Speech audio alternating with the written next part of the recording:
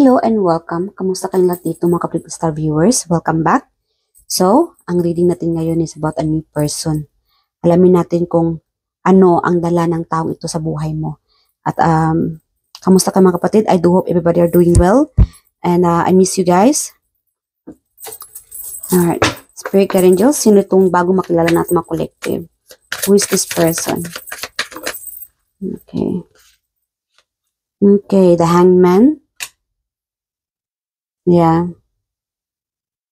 And the Three of Swords. Ano pa? Sino itong taong bago makilala natin mga collective? Okay, Eight of Pentacles and Nine of Swords.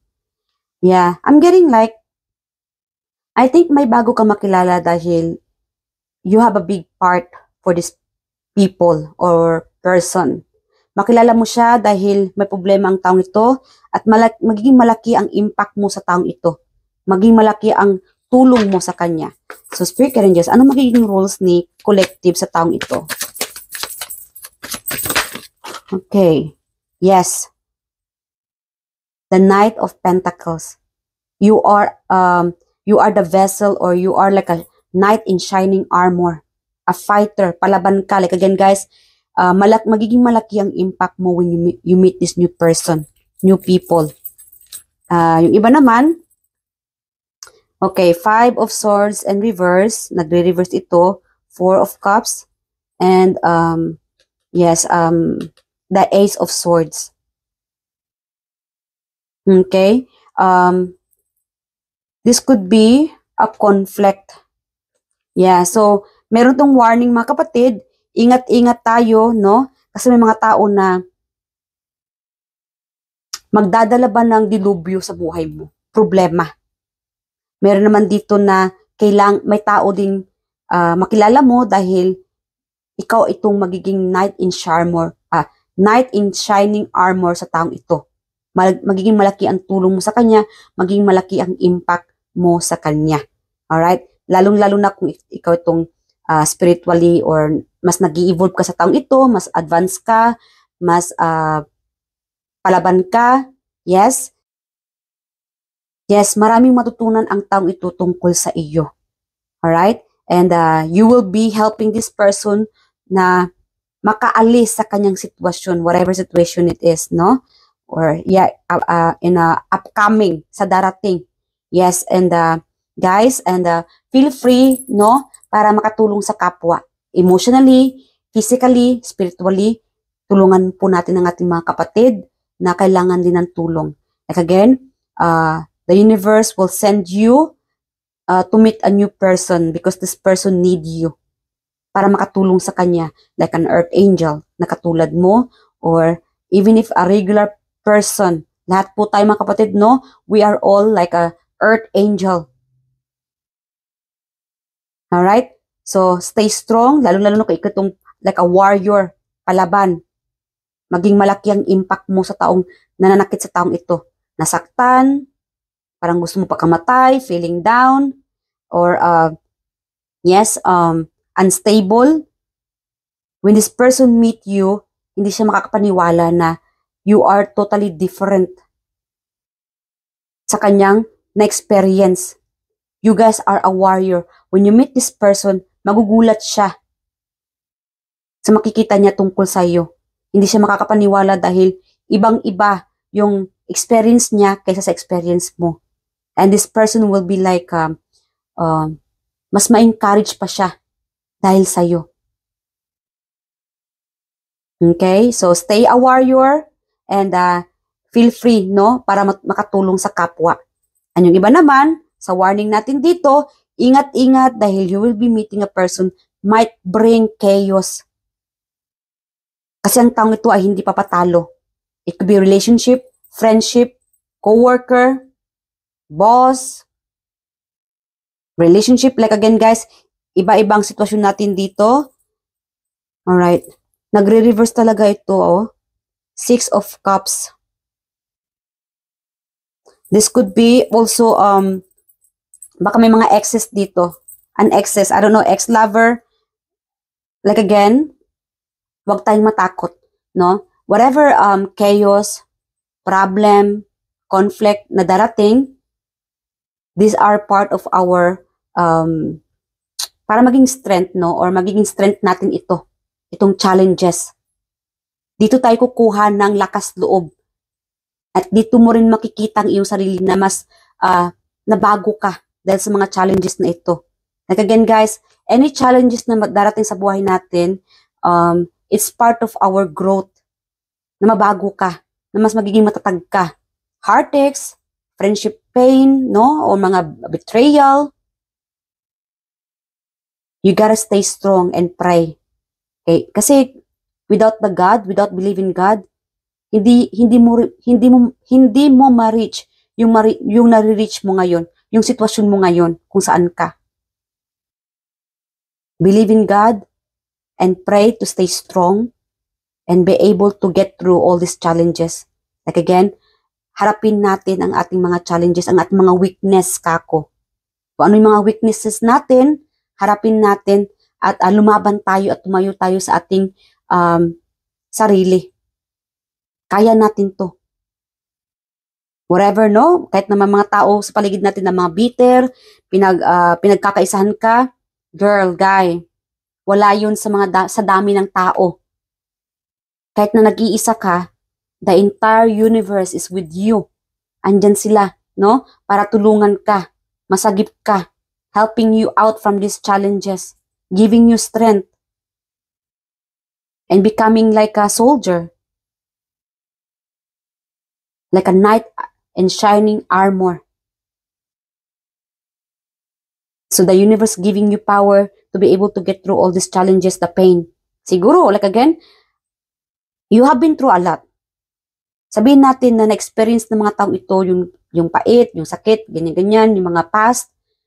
Meron kasi dito na, oh, I've been there, I've done that. Tapos na ako sa ganyan. Dahil sa na-experience mo na yung na-experience ng tao na kausap mo lately, sabi natin no, na lately may kausap ka na gito na may third party, as an example mga kapatid ha, nangyari ito sa kanya, and then, you know na nangyari na rin yan sa iyo. And so, nagkakaroon ka ng mga lakas loob para tulungan din siya. Na kapatid, nangyari na rin yan sa akin yung third party, if I were you, do this and do that. You know what I mean? So, whatever challenges na sabihin natin na nadarating sa buhay mo o mangyari pa, huwag tayong matakot. Dadaan lang po iyan mga kapatid. You just have to stay strong. You are healing and it's time to heal. No more holding grudge. Instead, face the battle. Harapin ang mga pagsubok. Whoever, no? Whoever, whatever. Challenges, a person, people, or situation. Alright? Like again, may warning tayo. There might be a new person na makilala mo na magdadala ng problema. Huwag tayo padala sa mga taong ito. Yung nagdadala ng mga problema, no? Ito mga conflict, negativity, pagiging bitter. Instead, do not let your ground down. Stay private. Keep your ground up. Be positive and be vigilant. At huwag po tayo basta-basta magtitiwala whoever these people or person ask you help or pretend. Baka mag-pretend dito na hihingi ng tulong or lalapit sa'yo, ganyan, nasaktan, yun pala scammer. I know you guys are truly kind, generous. Like again guys, you are the Knight of Pentacles. Use your shield. Ito, may dala kang shield. May protection ka. Huwag tayo basta-basta maniniwala sa sabihin ng isang kapwa natin. You can give an advice, but kailangan may magbibigay ka ng limitado or be limit. Huwag basta-basta magbibigay ng pera, maglalabas ng pera, lalong-lalo na sa panahon ngayon, may init ang pera, usap-usapan ang pera. So, always be vigilant. This is a warning for you, mga kapatid. Always be a vigilant. Dahil ayaw mo namang babalik na naman sa nakaraan na masaktan muli, magkaroon muli ng crisis financially, or it could be sa relationship, or betrayal from friendship, or family members. Stay strong and be vigilant. That is your main message for you here. You can help the others. Pwede kang tumulong. Pero, yes, be vigilant. Wag basta-basta magbigay tulong sa kapwa kung later on pala ay ikaw pala ang na-scam. Betrayal. Mag-ingat-ingat sa mga liars. Alright? Lalong-lalo kung may mga excess no nababalik. Yes, like again, new people, new person, new situation na mangyayari sa inyo dito. There will be a warning. Lalong-lalo na kung may magbabalik from the excess, ex-friends, ex-partner, whoever excess na hindi mo na kinausap or binitray ka, sinaktan ka noon, tapos ngayon mababalik, mag-approach sa iyo. Mag-ingat-ingat kapatid. Like again, pwede kang makinig. Pakinggan mo sila muna. And okay naman no kung maging okay kayo. Pero wag mong hayaan na magpaniwala ka muli sa taong ito. Kung noon ay na-scam ka, sinaktan ka, may third party, binitray ka, may tendency din na babalik at gagawin ulit yun ng taong iyon. Mas magiging katawa-tawa ka na lang. Alright? So whatever situation na nangyari sa iyo noon kapatid sa mga past mo, you should be by now are strong enough to face these challenges kasi may mga experience ka na. And if babalik ulit, kasi may cycle eh. Parang may cycle na uulit. No? Sabihin natin na you just get through from the toxic relationship. No? Move on mo lang from the toxic relationship and then when you meet a new person, the same thing, parang same pattern, no? Sweet talk, yes, guwapo, maganda, gito ganyan, mahal na mahal ka. And then may mga vibe na parang may pagkasinungaling yata to or chick boy, chick girl. Guy, girl, mga kapatid. You've been this situation before. No? Nagsisinungaling na itong taong ito and then please do not let this person to do it again. Alright? Because the past should make you stronger, not becoming more weaker. Yeah. So, ingat-ingat mga kapatid and be truthful and listen to what's real. Pakinggan kung alin yung totoo at mas magiging vigilant ka dapat mga kapatid. So, ingat-ingat sa bago makilala sa situation, new situation, may mga, maybe you are meeting the person na scammer, sinungaling, chick boy, chick girl, user. Like again, huwag hayain yung cycle na mangyari muli. Kasi nangyari na ito sa iyo, baka babalik, of course, babalik para may test dito sa universe para sa iyo. May babalik dito, a new person or old person, may babalik na sitwasyon, and then, dito makikita universe kung nabago ka na ba talaga? Kung mas naging wais ka na ba talaga? Alright, so wag tayo pa uto-uto mga kapatid. Like again, be vigilant and keep your ground up.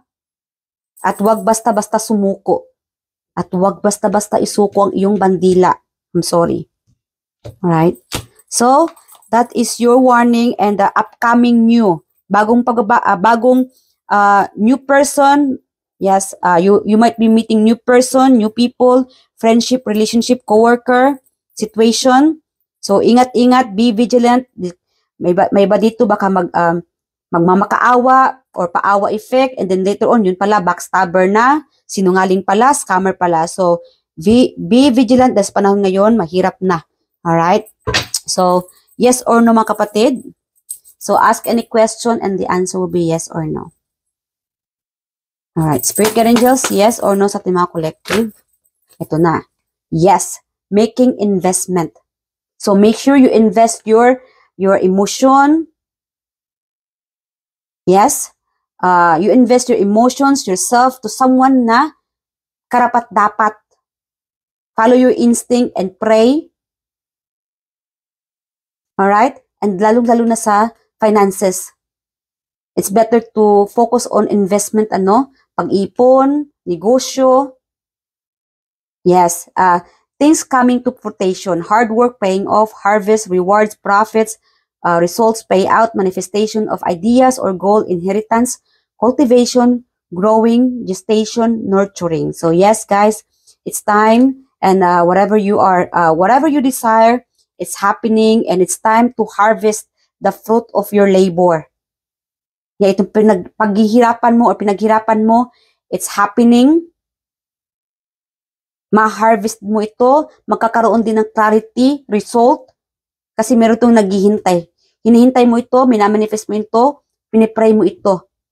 Like again, guys, whatever you manifest, whatever you pray, it's coming to fruition. There will be a good coming, no? And it's gonna be worth it. Whatever na paghihirap, no? Sabihin natin, naghihirap ka sa school, may mga challenges, you just have to keep moving forward. Keep fighting the battle. Huwag kang sumuko. Dahil malapit ka na sa tuktok. Keep going, because after that, pag once na makapunta ka na, no? Or makamit mo na yung tuktok, your ending na yun, it's gonna be a happy ending. Hindi ka magsisisi dito. Alright? It's gonna be dreams come true on the bottom. Options, choices. Like again, guys, just keep going, be a fighter, be vigilant, making this investment, and be more patient. Because soon, dreams is coming to come true. It's gonna be real. Your manifestation. Claim this, mga kapatid. Dahil mag-i-end din ito. There will be an ending of suffering. Emotional baggage. So stay strong, be vigilant, and be a fighter. Alright? I love you guys, and I hope to see you guys in the next reading. And I do hope nag-enjoy ka sa reading na ito. And ingat-ingat po kayo palagi. Bye and thank you.